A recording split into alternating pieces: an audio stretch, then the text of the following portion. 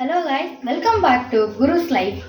இன்றைக்கி நம்ம எப்படி spicy wet noodles wet noodles தான் கேள்விப்பட்டிருக்கேன், ஜப்பானீஸ்லேருந்து தான் எடுத்து விட்டுருக்கேன். அப்புறம் நாங்கள் காட்டுறோம்.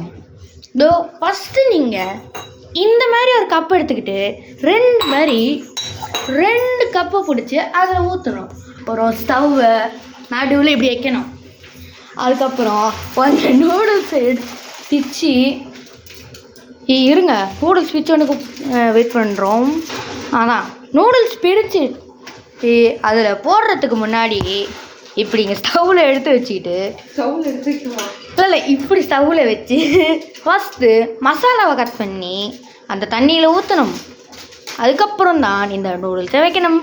கொஞ்சம் ட்ரபுள் ஆகிட்டுருக்கு, அதை கொஞ்சம் அப்புறமா காட்டுறீங்க. ஓகே, இப்போ இந்த இருங்க ஒரு 10 நிமிஷம். ஓகே, ஸோ இந்த சில்லி பவுடரில் இத்தனோண்டு ஒரு ஸ்பூனில் ஒரு ஸ்பூன், அப்போ தான் நல்லா டேஸ்டியாக இருக்கும். அப்புறம் மேகி நூடுல்ஸை 4 துண்டாக பிச்சு போட்டு உள்ளே போட்டு ஒரு நேரம் பாயில் பண்ணி வைக்கணும். அவ்வளோதான்.